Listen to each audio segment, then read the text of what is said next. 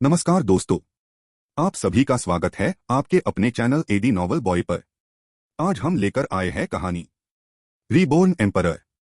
आप जो कहानी सुनने जा रहे हैं उसका ओरिजिनल वर्जन सिर्फ AD novel boy YouTube channel पर ही अवेलेबल है। ये कहानी पूरी तरह से काल्पनिक है, इसका वास्तविकता से कोई संबंध नहीं है। तो चलिए शुरू करते हैं। मयूरा संघ का वरिष्ठ रक्षक एल्डर अंश अघोरा संघ के ठिकाने से निकलने के बाद आकर्ष ने सबसे पहले अपना रंगरूप बदला। उसने काले रंग का एक लंबा चोगा पहन लिया और चेहरे पर एक मुखौटा लगा लिया ताकि कोई उसे पहचान ना सके। उसके बाद वो उत्तरी क्षेत्र की तरफ रवाना हो गया। उत्तरी क्षेत्र के कल्प जनपद में 3 शक्तिशाली संघ थे और उनमें से सबसे नजदीक संघ था मयूरा संघ। अघोरा संघ के ठिकाने के विपरीत मयूरा संघ का ठिकाना खुले स्थान में नहीं था बल्कि एक छिपी हुई बर्फीली गुफा के अंदर था। इस समय आकर्ष मयूरा संघ के प्रवेश द्वार पर पहुंच चुका था। प्रवेश द्वार की ऊंचाई और चौड़ाई 100 मीटर से भी ज्यादा थी और वहां 11 सदस्य पहरा दे रहे थे। उन 11 पहरेदारों में से 10 लगातार आसपास की निगरानी कर रहे थे, जबकि एक व्यक्ति हवा में पालथी मारकर आंखें बंद किए बैठा था। स्विश! आकर्ष बिना किसी हिचकिचाहट के गायब होकर सीधे उन 11 लोगों के सामने आ गया। उसकी अचानक मौजूदगी देखकर सभी पहरेदार तुरंत हरकत में आ गए। उनमें से एक ने पूछा, कौन हो तुम और यहाँ किस उद्देश्य से आए हो? लंबे काले वस्त्र और चेहरे पर मुखौटा। ऐसे व्यक्ति की मौजूदगी रहस्य उत्पन्न कर रही थी जिसने सभी पहरेदारों को सतर्क कर दिया था। मैं अभी हाल फिलहाल में ही नवचक्र भूमि में आया हूँ। रहने के लिए जगह ढूंढ रहा हूँ। मैं मयूरा संघ में शामिल होना चाहता हूँ। आकर्ष ने आवाज बदलकर जवाब दिया। संघ में शामिल होने के लिए तुम्हें आधा साल इंतजार करना होगा, एक पहरेदार ने कहा। क्या अभी शामिल होने का कोई तरीका नहीं है? आकर्ष ने पूछा। सिर्फ सप्त स्तरीय युद्ध सम्राट या उससे ऊपर के लोग तुरंत शामिल हो सकते हैं। बाकी लोगों को संघ में शामिल होने के लिए परीक्षा देनी पड़ती है और अभी परीक्षा का समय नहीं है। क्या तुम सप्त स्तरीय युद्ध सम्राट हो? अगर हो तो अभी प्रवेश मिल सकता है, एक पहरेदार ने कहा। नहीं, आकर्ष ने सिर हिलाया। तो फिर तुम्हें आधा साल इंतजार करना पड़ेगा, पहरेदार ने सपाट स्वर में कहा। इसी समय दूसरा पहरेदार बीच में बोला, ये मयूरा संघ का मुख्य प्रवेश द्वार है। अगर कुछ और काम नहीं है तो यहां से जा सकते हो। मैंने कहा कि मैं सप्त स्तरीय युद्ध सम्राट नहीं हूं, लेकिन मैंने ये नहीं कहा कि मैं उससे कमजोर हूं, आकर्ष ने शांत स्वर में कहा। उसकी बात सुनते ही पहरेदारों की आंखें सिकुड़ गईं। क्या इसका मतलब सामने वाला व्यक्ति अष्ट स्तरीय युद्ध सम्राट था? वे शक भरी नजरों से उसे देखने लगे। वे समझ नहीं पा रहे थे कि उसकी बात पर भरोसा करें या नहीं। इसी समय हवा में पालथी मारकर बैठे दुबले पतले मध्य अवस्था के आदमी ने आखिरकार अपनी आंखें खोली और आकर्ष की तरफ देखने लगा। तुम अष्ट स्तरीय युद्ध सम्राट हो? मुझे अपने प्रमुख के पास ले चलो, आकर्ष ने कहा। उसकी बात सुनकर दुबले मध्य अवस्था के व्यक्ति ने भौं उठाई और कहा, मैं शुभ हूं, मयूरा संघ का एल्डर। अगर हमारे प्रमुख से मिलना है तो पहले अपनी ताकत साबित करनी होगी। तो इसका फैसला कौन करेगा? आकर्ष ने उदासीन स्वर में पूछा। हमारे उप प्रमुख सुमेर। मैंने उनको संदेश भेज दिया है। जब तक वह यहां पर नहीं आते यहीं पर खड़े होकर इंतजार करो, शुभ ने कहा। मयूरा संघ का एल्डर शुभ एक षष्ठ स्तरीय युद्ध सम्राट था और संघ के प्रवेश द्वार की सुरक्षा की जिम्मेदारी उसी के पास थी। उप प्रमुख, आकर्ष ने भौं उठाई। क्या तुम्हारे उप प्रमुख के पास मुझे संघ में शामिल करने का अधिकार है? बिल्कुल।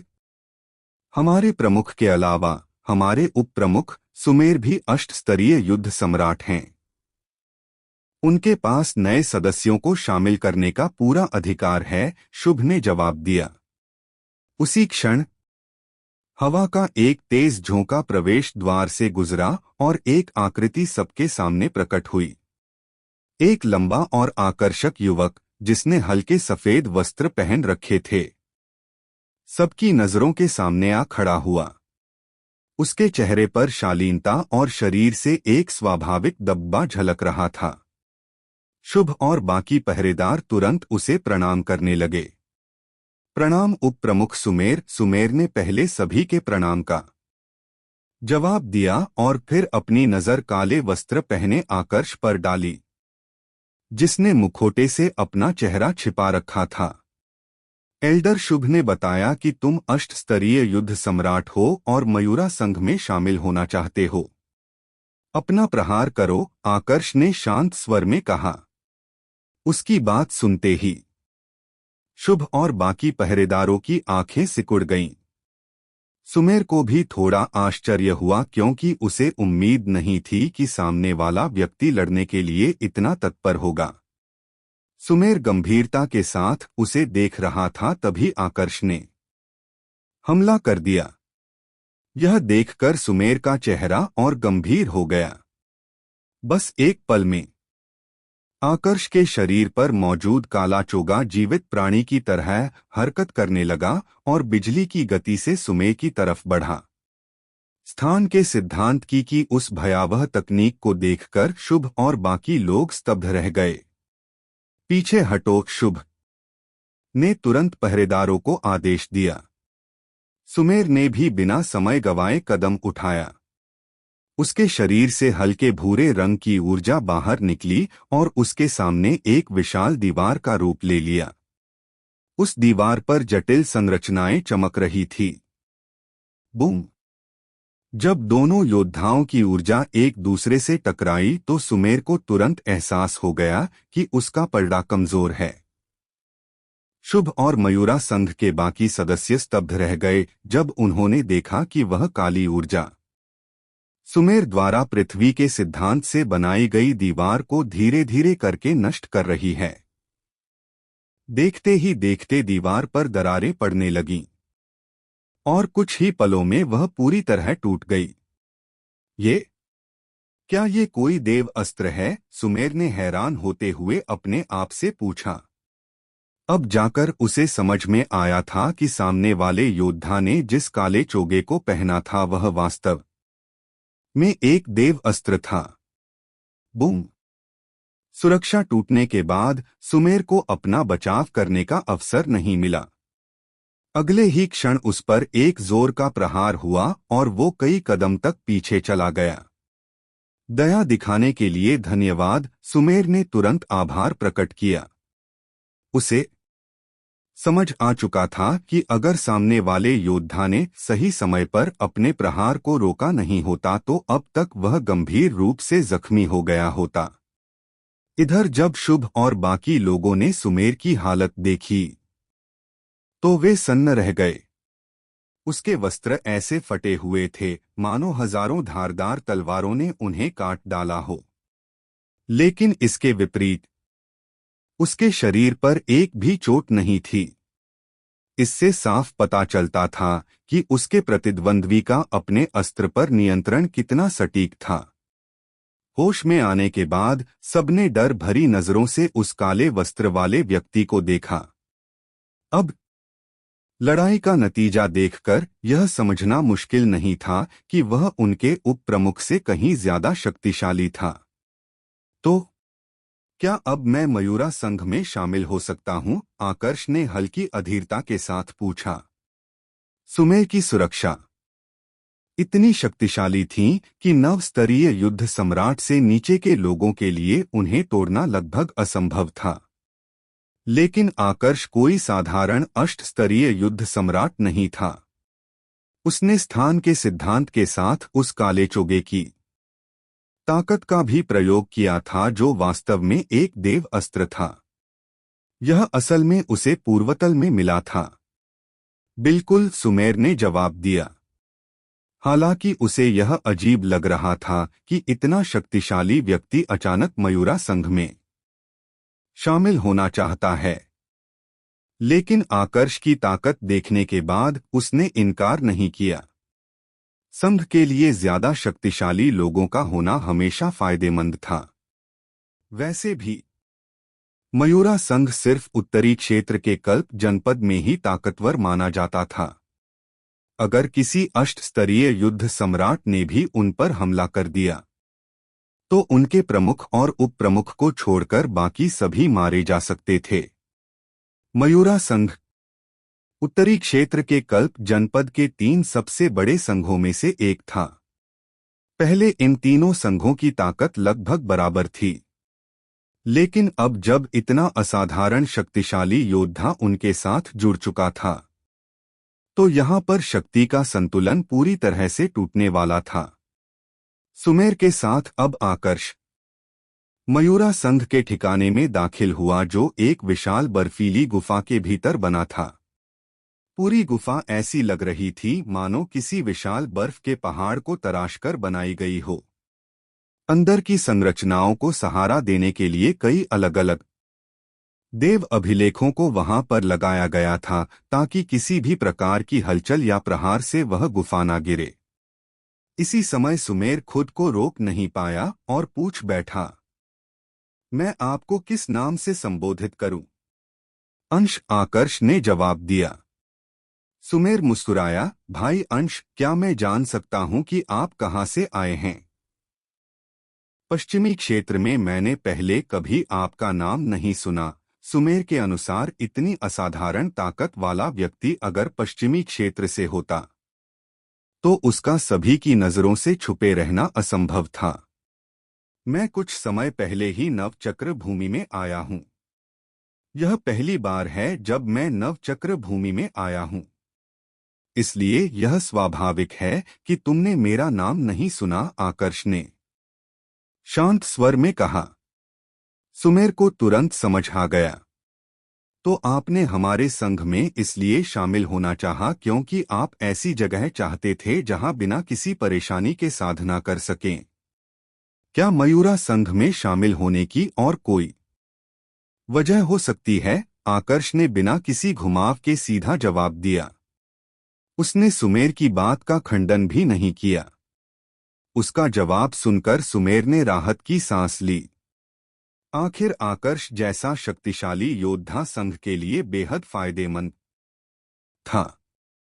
उसने समय बर्बाद नहीं किया और तुरंत मयूरा संघ के प्रमुख को संदेश भेजकर आकर्ष के बारे में सब कुछ बता दिया। मयूरा संघ का प्रमुख एक मध्यवय व्यक्ति था जिसने सुनहरे और सफेद रंग के वस्त्र पहने थे। जब वह आकर्ष से मिलने आया तो उसके चेहरे पर गरिमापूर्ण मुस्कान थी। प्रणाम, मैं सारंग हूं, मयूरा संघ का प्रमुख। मैं अपने संघ की ओर से आपका स्वागत करता हूं। सुमेर सारंग का छोटा भाई था, इसलिए उसे उसकी बातों पर कोई संदेह नहीं था। पूरी घटना सुनने के बाद ठीक सुमेर की तरह उसे भी महसूस हुआ कि संघ को मानो कोई खजाना मिल गया है।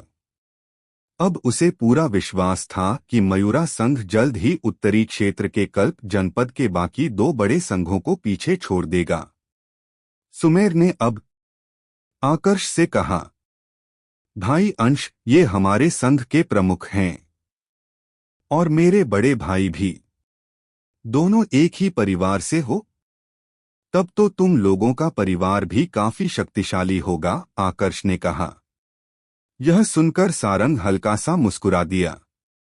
ना तो उसने आकर्ष की बात का समर्थन किया और ना ही खंडन।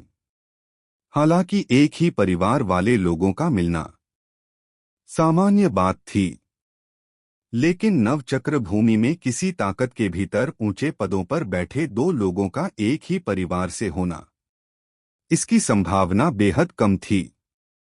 सुमेर से आकर्ष की ताकत के बारे में सुनने के बाद सारंग ने बाकी बातों में समय बर्बाद नहीं किया और आकर्ष को लेकर सीधा उस स्थान पर आ गया जहां पर वह साधना कर सकता था। भाई अंश, आज से आप मयूरा संघ के वरिष्ठ रक्षक एल्डर हैं। हमारे संघ में इससे पहले कभी कोई वरिष्ठ रक्षक एल्डर नहीं रहा, सारंग ने वहां से जाने से पहले कहा। इसके जवाब में आकर्ष ने सिर्फ हल्का सा सिर हिलाया। उसे पद और उपाधियों से कोई खास फर्क नहीं पड़ता था। मयूरा संघ ने मुझे साधना के लिए स्थान दिया है, इसलिए अगर कभी आपको मेरी मदद की जरूरत पड़े तो बताइएगा। जब तक मदद मेरे सिद्धांतों के खिलाफ नहीं होगी मैं निश्चित रूप से मदद करूंगा, आकर्ष ने कहा। इसके बाद उसने सारंग के साथ अपने प्राण ऊर्जा से जुड़े मोतियों का आदान प्रदान किया। आकर्ष की बात सुनकर सारंग काफी खुश हो गया। सुमेर की बात सुनने के बाद ही वह समझ चुका था कि आकर्ष उससे ज्यादा शक्तिशाली है। इतना तो उसे पता था कि अगर उसके संघ पर कभी कोई खतरा आया तो आकर्ष उसकी मदद अवश्य करेगा, लेकिन फिर भी अब उससे वादा मिलने के बाद उसकी खुशी की कोई सीमा नहीं थी। चिंता मत कीजिए। जब तक बेहद जरूरी नहीं होगा, संघ आपको परेशान नहीं करेगा। आप निश्चिंत होकर साधना कीजिए, सारंग ने कहा। ठीक है, आकर्ष ने कहा और फिर साधना वाले स्थान के भीतर चला गया। यह एक अलग घर था, जहां पर देव ऊर्जा प्रचुर मात्रा में उपलब्ध थी। यह जगह एक सुनसान कोने में थी, इसलिए यहां पर लोगों का आना जाना बहुत कम था। आकर्ष के जाने के बाद सारंग ने तुरंत अपने भाई सुमेर को संदेश भेजा। आज से अंश हमारे वरिष्ठ रक्षक एल्डर हैं। आज जो लोग तुम्हारी लड़ाई के गवाह थे, उन्हें चेतावनी दे दो कि वे अपना मुंह बंद रखें। खासकर यह बात किसी को पता नहीं चलनी चाहिए कि हमारे वरिष्ठ रक्षक एल्डर के पास देव अस्त्र है। सुमेर ने आदेश मिलते ही काम शुरू कर दिया। लेकिन इसके बावजूद मयूरा संघ में किसी तरह से यह बात फैल ही गई कि उनके संघ में एक नया वरिष्ठ रक्षक एल्डर शामिल हुआ है। अचानक से किसी व्यक्ति का आना जिसका दर्जा प्रमुख के बराबर हो, यह बात लोगों के लिए चौंकाने वाली थी। सभी दुश्मनों की योजनाएं आकर्ष, पूर्वी क्षेत्र के अघोरा संघ का उप प्रमुख, पिशाच परिवार का पूर्व कुल प्रमुख शंख, जिसने कैलाश के शरीर पर कब्जा कर लिया था। आकर्ष के अघोरा संघ में शामिल होने की खबर सुनकर उसकी आंखें चमक उठी।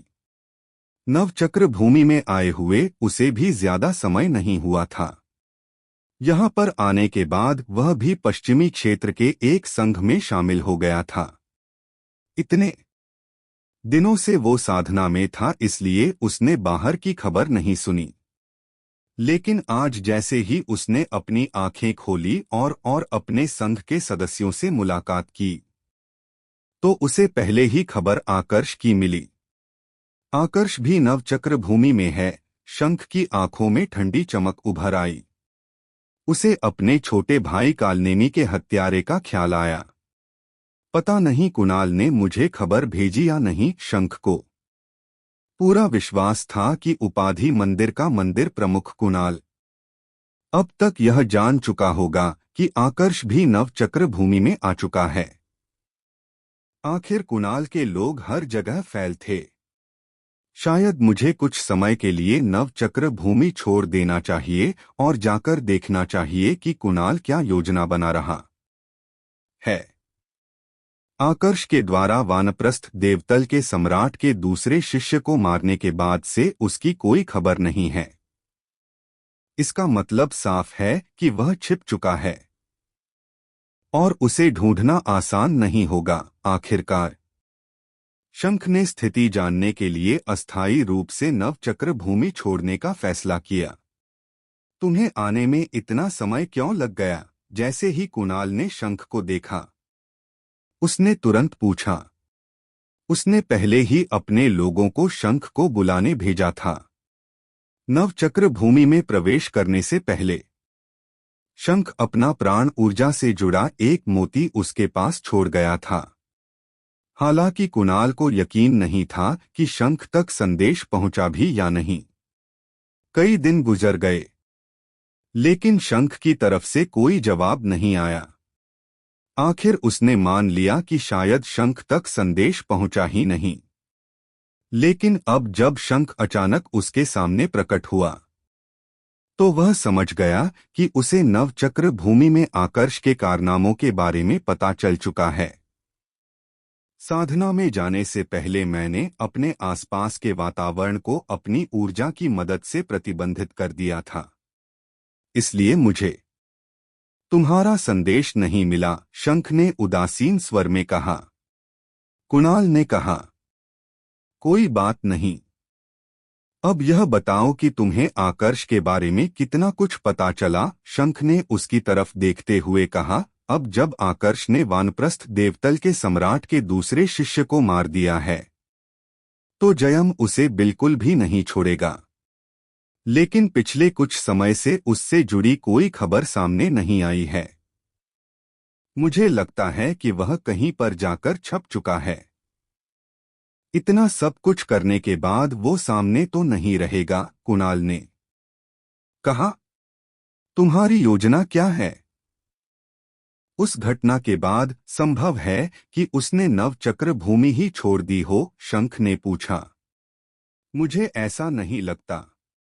जरूर नवचक्र भूमि में कुछ ऐसा है जो उसे चाहिए, या फिर ऐसा भी हो सकता है कि वह वहां पर रहकर अपनी ताकत बढ़ाना चाहता हो।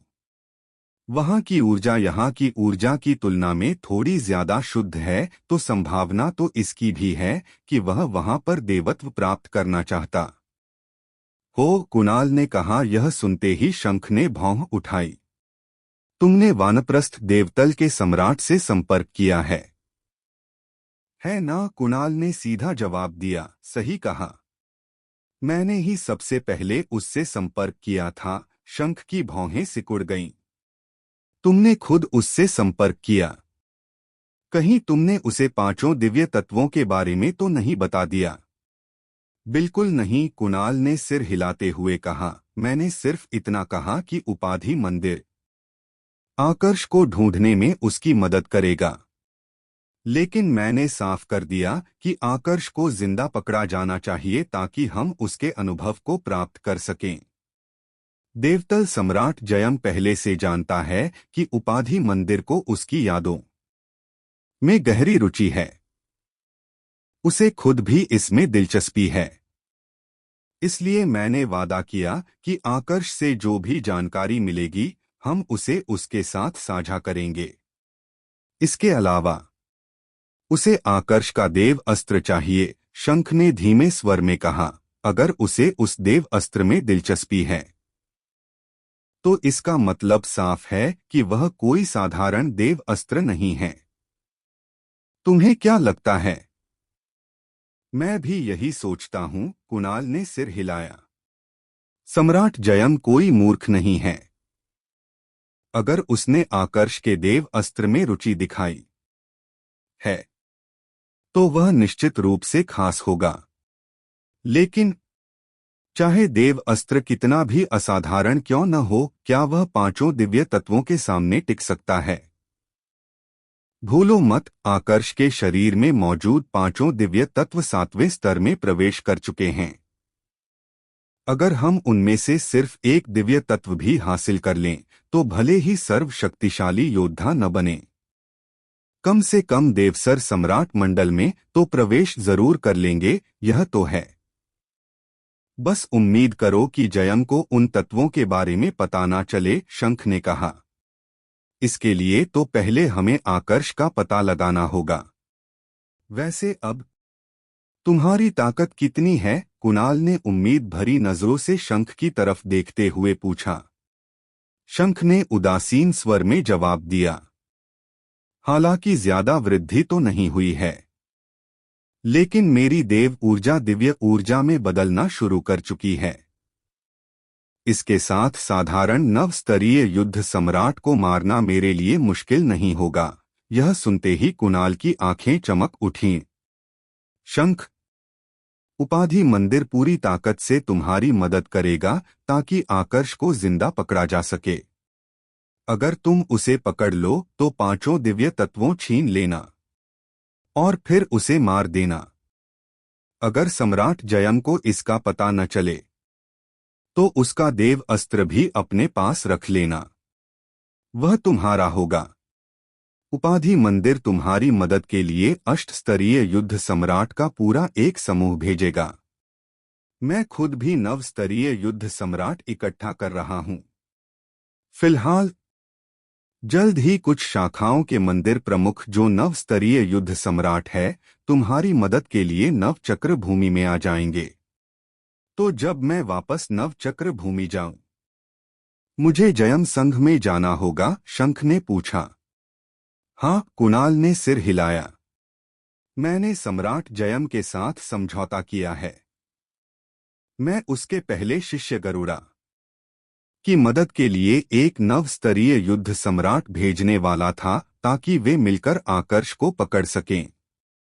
शुरुआत में मेरा इरादा एक शाखा मंदिर के मंदिर प्रमुख को भेजने का था, लेकिन अब जबकि तुम खुद नव स्तरीय युद्ध सम्राट बन चुके हो तो मुझे लगता है कि तुम्हें ही जयम संघ में जाना चाहिए। उपाधि मंदिर में कुछ नव स्तरीय युद्ध सम्राट ऐसे थे जो शाखा मंदिरों के मंदिर प्रमुख थे, लेकिन उनमें से ज्यादातर अपने अपने मंदिरों के कामों में इतने व्यस्त रहते थे कि आसानी से नव चक्र भूमि आ जा नहीं सकते थे।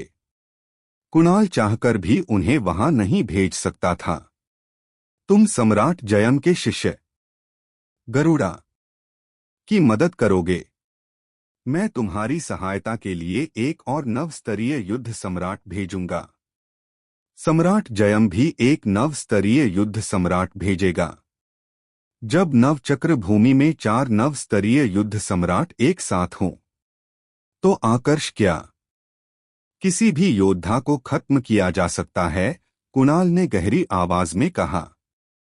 इधर आकर्ष को इस बात का जरा भी अंदाजा नहीं था कि अब कुणाल, शंख और वानप्रस्थ देवतल के देवतल सम्राट जयम एक साथ काम कर रहे हैं।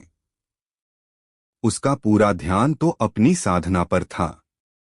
बाहर संघ में भी इस समय बहुत कुछ चल रहा था।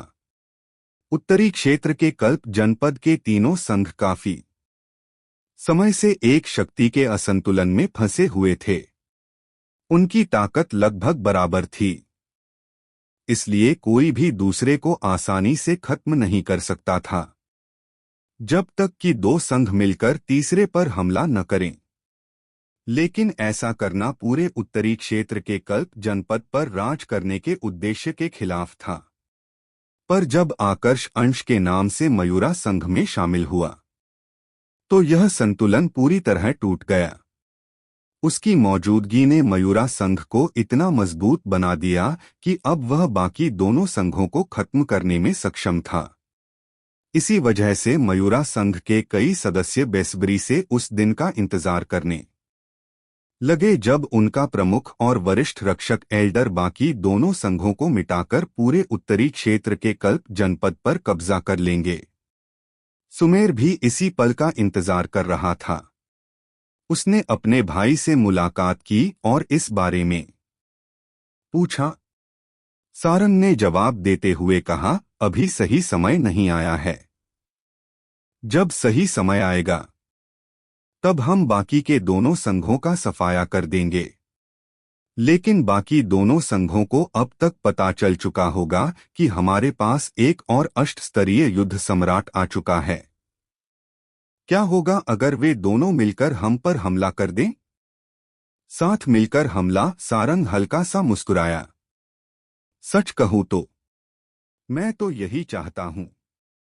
क्यों? सुमेर ने हैरानी और उलझन भरे स्वर में पूछा।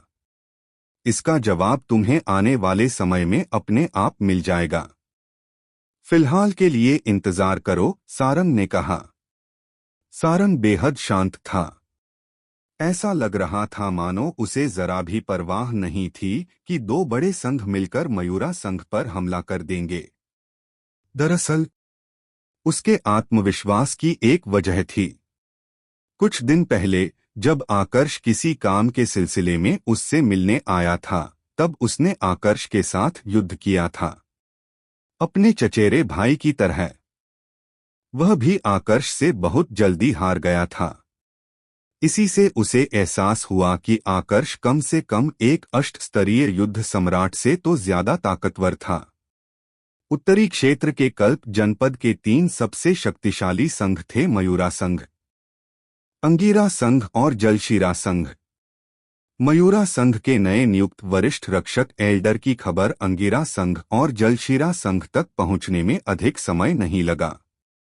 खबर मिलते ही दोनों ने मामले की जांच शुरू कर दी और मामले की जांच करने के बाद दोनों संघों के अष्टस्तरीय युद्ध सम्राट आखिरकार जलशिरा संघ के ठिकाने पर इस विषय पर चर्चा करने के लिए इकट्ठा हुए। जलशिरा संघ के मुख्य कक्ष में सिंहासन की 2 कतारें थीं। इस समय दोनों समूह आमने सामने बैठे हुए थे। इसी समय लंबा और गठीला मध्यम आयु का व्यक्ति, जिसने लंबा धूसर चोगा पहन रखा था, बोला, प्रमुख महेंद्र, मुझे लगता है कि अब समय आ गया है कि हम अस्थायी रूप से अपने मतभेद भुलाकर साथ काम करें। नहीं तो जब मयूरा संघ हमारे खिलाफ खड़ा होगा तब पछताने के लिए बहुत देर हो जाएगी। जिसने अभी यह बात कही थी, यह व्यक्ति कोई और नहीं बल्कि अंगीरा संघ का उपप्रमुख विकास था। वह एक अष्टस्तरीय युद्ध सम्राट था जिसकी शक्ति मयूरा संघ के उपप्रमुख सुमेर के बराबर थी। कुछ वर्ष पहले दोनों संघों के उपप्रमुखों के बीच युद्ध हुआ था और दोनों बराबरी पर रहे थे। उपप्रमुख विकास, आपको कितना विश्वास है कि मयूरा संघ हम पर हमला करेगा? महेंद्र के पास बैठे साधारण चेहरे और मध्यम कदकाठी वाले युवक ने गंभीर स्वर में पूछा। वह जलशिरा संघ का उपप्रमुख कुशाल था। उपप्रमुख कुशाल विकास ने आंखों में चमक लाते हुए कहा, क्या जलशिरा संघ यह जोखिम उठाने को तैयार है? अगर ऐसा है तो मैं और मेरे साथी यहां से तुरंत चले जाएंगे। हम यहां सिर्फ सहयोग मांगने आए हैं। मुझे यकीन है कि मयूरा संघ को खत्म करने के लिए साथ काम करने का विचार आपके मन में भी आया होगा। हम अपनी ईमानदारी दिखाने के लिए खुद यहां आए हैं। हालांकि अगर जलशिरा संघ सहयोग नहीं करना चाहता तो हम भी जोर नहीं देंगे। इतना कहकर विकास ने मेज पर हाथ मारा और तुरंत खड़ा हो गया। उपप्रमुख विकास, कृपया शांत हो जाइए, कुशाल भी खड़े होते हुए बोला।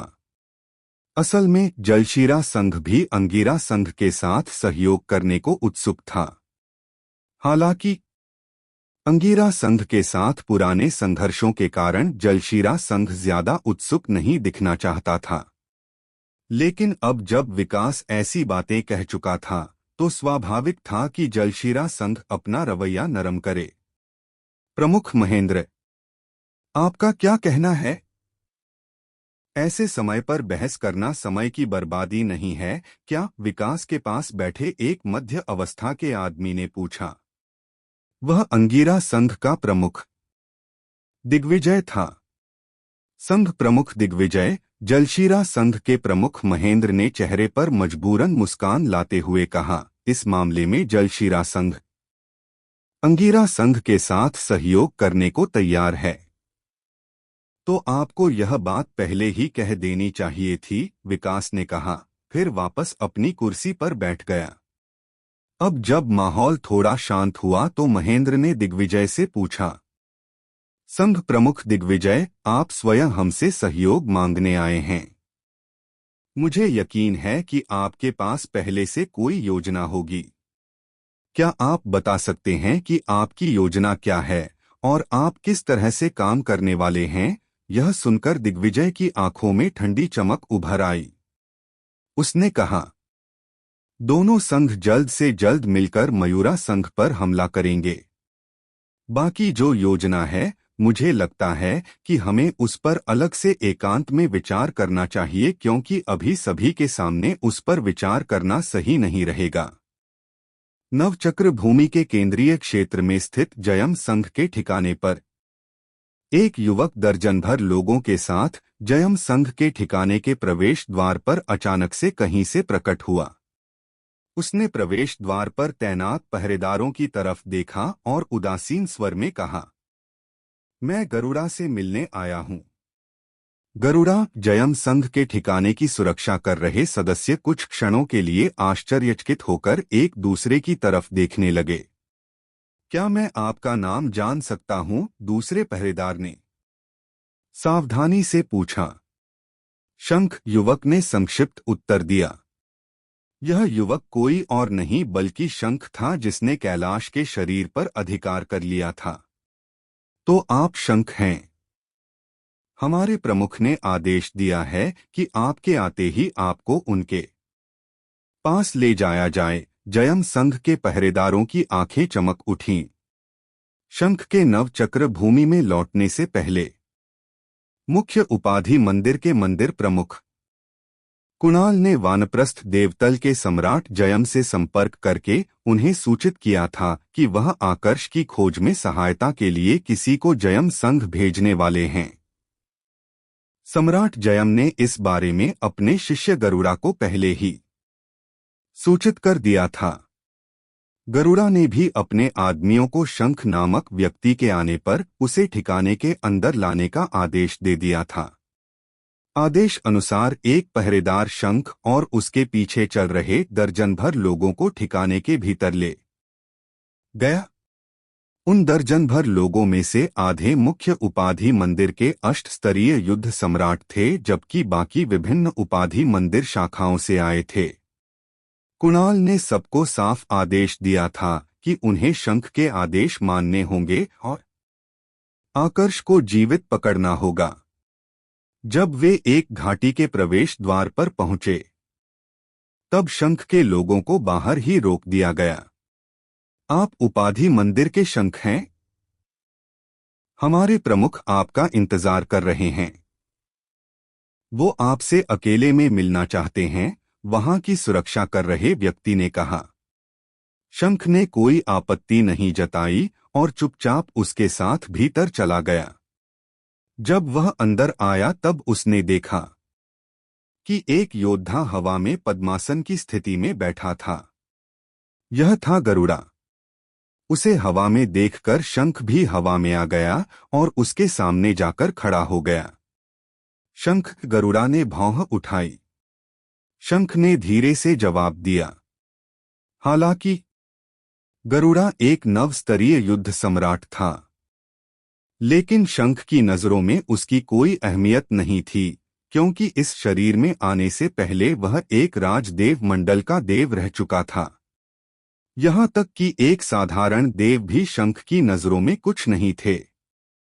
फिर एक ऐसा उपवेग मंडल का योद्धा जिसने अभी तक देवत्व प्राप्त नहीं किया था, उसे तो वह गंभीरता से क्यों ही लेता।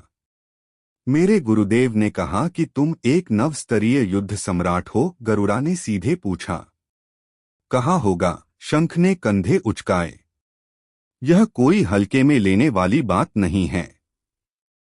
अगर तुम नव स्तरीय युद्ध सम्राट नहीं हो, तो तुम मेरे साथ सहयोग करने के योग्य नहीं हो। आखिर उपाधि मंदिर कब से ऐसे काम करने लगा? गरुड़ा ने चिढ़कर पूछा। तुम्हारे साथ सहयोग करने के योग्य नहीं हूं। शंख के चेहरे पर तिरस्कार का भाव उभर आया। उसने भारी आवाज में कहा, लड़के, बेहतर रहेगा कि अपने शब्दों पर थोड़ा नियंत्रण रखो। कहीं ऐसा ना हो कि आकर्ष के मरने से पहले तुम मेरे हाथों मारे जाओ। शंख, जो उपाधि मंदिर के मंदिर प्रमुख कुणाल को अपने से छोटा मानता था, वानप्रस्थ देवतल के सम्राट जयम की भी परवाह नहीं करता था। फिर वह सम्राट जयम के शिष्य की परवाह क्यों करता? शंख की बातों से गरुड़ा स्तब्ध रह गया।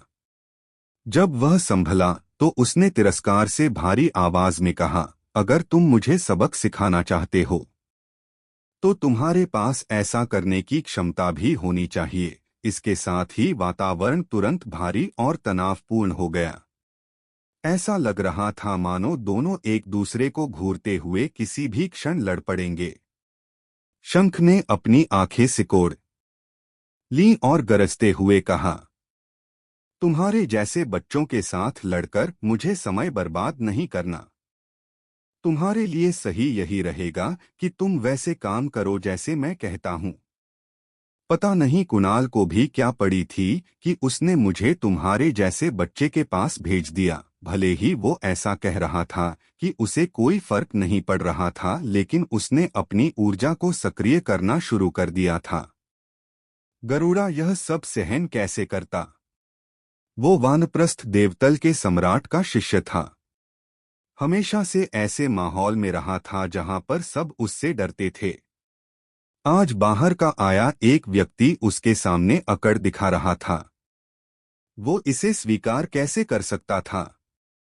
गरुड़ा को गुस्से में देख शंख के चेहरे पर एक शैतानी मुस्कुराहट उभर आई। उसकी आंखें कत्ल के भाव से चमकने लगी। उसी समय उसके पास में उसी का एक प्रतिबिंब प्रकट हो गया। यह मृत्यु के सिद्धांत के द्वारा प्रकट किया गया था। Swish swish swish. बिना देरी किए शंख ने सीधा प्रहार कर दिया। गरुड़ा कहाँ शांत रहने वाला था। उसने भी जवाबी प्रहार करने शुरू कर दिए। उसी समय जयम संघ के उच्च अधिकारी उपाधि मंदिर के लोगों की ओर देखने लगे। फिर उनमें से एक ने समझाते हुए कहा, चिंता मत कीजिए, हमारे प्रमुख शंख को नुकसान नहीं पहुंचाएंगे। वह केवल उनकी शक्ति की परीक्षा ले रहे हैं। उपाधि मंदिर के अधिकारियों ने इस पर कोई खास प्रतिक्रिया नहीं दी। सच्चाई तो यह थी कि वह भी शंख को बहुत अच्छे से नहीं जानते थे। हाँ, वो उनके उपाधि मंदिर का वारिस था, लेकिन वह उसके आदेश का पालन सिर्फ इसलिए कर रहे थे क्योंकि मंदिर प्रमुख कुणाल ने ऐसा करने को कहा था। इधर घाटी के आसमान में शंख ने आसानी से गरुड़ा की ऊर्जा को रोक दिया। फिर उसका शरीर अचानक हवा में गायब हो गया। जब वह दोबारा प्रकट हुआ तो आसमान में और भी ऊपर आ गया था। अब उसने उदासीन स्वर में कहा, क्या तुम्हारी शक्ति बस इतनी ही है? गरुड़ा के चेहरे के भाव हल्के से बदल गए। हालांकि उसने अपनी पूरी शक्ति से हमला नहीं किया था, लेकिन उसने अपनी ताकत का बड़ा हिस्सा इस्तेमाल कर लिया था। इसी क्षण उसे एहसास हुआ कि शंख सचमुच एक नव स्तरीय युद्ध सम्राट था। गरुड़ा ने एक बार फिर हमला किया। इस बार उसने कोई दया नहीं दिखाई और अपनी पूरी शक्ति के साथ आक्रमण किया। कम से कम वह इस लड़ाई को बराबरी पर समाप्त करना चाहता था। अन्यथा यदि वह हार जाता तो वह सबके सामने मजाक बन जाता।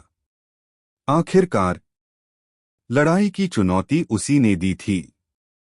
तुम्हारे जैसे बच्चे को रोकने के लिए तो मुझे मेरी पूरी ताकत का इस्तेमाल करने की भी जरूरत नहीं है। मैं तुम्हें सिर्फ एक वार में हरा दूंगा, शंख ने उदासीनता से कहा। शंख के इस दावे को सुनकर गरुड़ा और वानप्रस्थ देवतल के अन्य उच्च अधिकारी स्तब्ध रह गए। आखिर भले ही शंख एक नव स्तरीय युद्ध सम्राट था, फिर भी उसके लिए गरुड़ा जैसे दूसरे नव स्तरीय युद्ध सम्राट को हराना आसान नहीं होना चाहिए था। शंख! गरुड़ा गर्जा। हरी ऊर्जा उसके शरीर से उफान मारते हुए निकली और एक भीषण तूफान खड़ा कर दिया। जितना जोर अपनी आवाज में लगा रहे हो उतना अपनी ताकत में लगाते तो अब तक मेरा सामना कर चुके होते, शंख ने शांत स्वर में कहा। जैसे ही शंख की बात समाप्त हुई, उसके माथे से प्रकाश की एक किरण बाहर निकली। वह टूटते हुए तारे की तरह आसमान को चीरती हुई आगे बढ़ी। पलक झपकते ही वह गरुड़ा से केवल कुछ इंच दूर रह गई। गरुड़ा की देव ऊर्जा, जिसमें हवा के सिद्धांत की शक्ति समाहित थी, शंख के इस हमले को रोक नहीं पाई। एक आत्मिक प्रहार। नीचे खड़े सभी योद्धाओं को समझ में आ गया कि शंख किस प्रकार का प्रहार कर रहा है। आत्मिक प्रहार बहुत ही खतरनाक होता था। अगर सामने वाले की आत्मा कमजोर हो तो पलक झपकते ही सामने वाला योद्धा मारा भी जा सकता था। एक आत्मिक प्रहार को समझते ही गरुड़ा के चेहरे पर मुस्कान उभर आई। इस प्रकार के प्रहारों की समझ उसे भी थी। उसे लगा कि वो इस प्रहार को रोक लगा, पर यही उससे गलती हो गई। अपनी आध्यात्मिक शक्ति के साथ उसने प्रहार को रोकने की तो कोशिश की, लेकिन आखिर में परिणाम उसकी उम्मीद के बिल्कुल विपरीत निकला। शंख का आत्मिक प्रहार सीधा उसकी आत्मा पर हुआ, जिसके बाद बीच आसमान में गरुड़ा लड़खड़ाकर उल्टी करने से खुद को रोक नहीं पाया। यह गलती उसकी नहीं थी, उसका दुश्मन ही कुछ ज्यादा ताकतवर था। अगर सिर्फ शरीर की ताकत की बात होती तब दोनों योद्धा लगभग बराबरी पर होते, लेकिन आध्यात्मिक शक्ति और आत्मिक प्रहार के मामले में शंख गरुड़ा से बहुत आगे था। गरुड़ा के शरीर को घेरे हुई हरी ऊर्जा तुरंत गायब हो गई। अपने कदमों को स्थिर करने की कोशिश करते हुए उसने फिर से खून की उल्टी कर दी। जब उसने दोबारा शंख की ओर देखा तो उसके पीले चेहरे पर भय की झलक बिल्कुल साफ दिखाई दे रही थी। आखिर तुम हो कौन? गरुड़ा को विश्वास नहीं हो रहा था कि कोई व्यक्ति बिना आत्मिक देव अस्त्र का उपयोग किए आत्मिक प्रहार में इतना निपुण हो सकता है। स्वाभाविक रूप से गरुड़ा को यह नहीं पता था कि उसका प्रतिद्वंद्वी पिशाच तल के पिशाच परिवार का सदस्य था। सबसे महत्वपूर्ण बात, उसे यह भी नहीं पता था कि उसका प्रतिद्वंद्वी एक राजदेव मंडल का देव था जिसने अपनी आत्मा को कैलाश के शरीर में रखा था। गरुड़ा को उम्मीद नहीं थी कि उपाधि मंदिर इतना भयानक नव-स्तरीय युद्ध सम्राट भेजेगा। उसके प्रतिद्वंदी की आत्मा पर आधारित तकनीक इतनी शक्तिशाली थी कि वह किसी ऐसे व्यक्ति की लग ही नहीं रही थी जिसने अभी तक देवत्व प्राप्त न किया हो। इसी वजह से किसी नव स्तरीय युद्ध सम्राट के लिए देव अस्त्र के बिना ऐसे हमले को रोक पाना असंभव था। इस समय उसके मन में मिश्रित भावनाएं उठ रही थीं। एक ओर यह अच्छी बात थी कि उपाधि मंदिर ने आकर्ष की तलाश में उसकी मदद के लिए इतना शक्तिशाली व्यक्ति भेजा था, लेकिन दूसरी ओर शंख द्वारा दिखाई गई ताकत और दबदबे ने उसके मन में बेचैनी पैदा कर दी थी। ऐसा लग रहा था मानो वह इस बात को ही भूल गया हो कि सबसे पहले चुनौती उसी ने शंख को दी थी। मैं वो इंसान हूँ जिसे नाराज करने की हैसियत तुम में नहीं है, शंख ने रूखे स्वर में जवाब दिया। हालांकि गरुड़ा शंख के जवाब से भीतर तक गुस्से से भर गया था, लेकिन उसके पास उन शब्दों का विरोध करने की क्षमता नहीं थी। सच में वह ऐसे व्यक्ति को नाराज करने की हैसियत नहीं रखता था जो उसे आसानी से मार सकता था। इसके अलावा उपाधि मंदिर से आने वाला शंख उन लोगों जैसा नहीं था जो उससे केवल इसलिए डरते थे क्योंकि वह वानप्रस्थ देवतल के सम्राट का पहला शिष्य था। इस बीच जयम संघ के उच्च अधिकारियों और उपाधि मंदिर से आए अष्ट स्तरीय युद्ध सम्राटों की आंखों में भी शंख को देखते हुए भय दिखाई दे रहा था।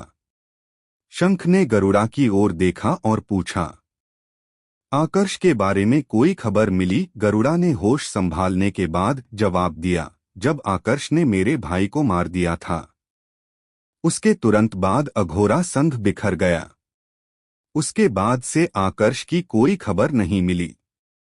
हमने अघोरा संघ के कुछ पुराने सदस्यों को पकड़ लिया था, लेकिन यातनाएं देकर मार डालने के बाद भी उनमें से किसी ने आकर्ष के ठिकाने के बारे में कुछ नहीं बताया। जब गरुड़ा ने अपने भाई का जिक्र किया, जिसे वह अपने सगे भाई जैसा मानता था, तो उसने अपनी मुट्ठियां कस लीं और उसका शरीर हल्का कांपने लगा। क्या जिन लोगों को तुमने पकड़ा उनमें अघोरा संघ के कोई उच्च अधिकारी शामिल थे? शंख ने पूछा। नहीं, गरुड़ा ने सिर हिलाया। हम उन कुछ लोगों को सिर्फ इसलिए पकड़ पाए क्योंकि वे खुलकर यह डींग मार रहे थे कि उन्होंने आकर्ष और मेरे भाई की लड़ाई देखी थी। वे सभी अघोरा संघ के साधारण सदस्य ही थे। अघोरा संघ के बिखरने के बाद उसके सभी सदस्य अलग अलग दिशाओं में चले गए थे। जो लोग समझदार थे उन्होंने स्वाभाविक रूप से यह बताने की हिम्मत नहीं की कि वे पहले अघोरा संघ के सदस्य रह चुके थे।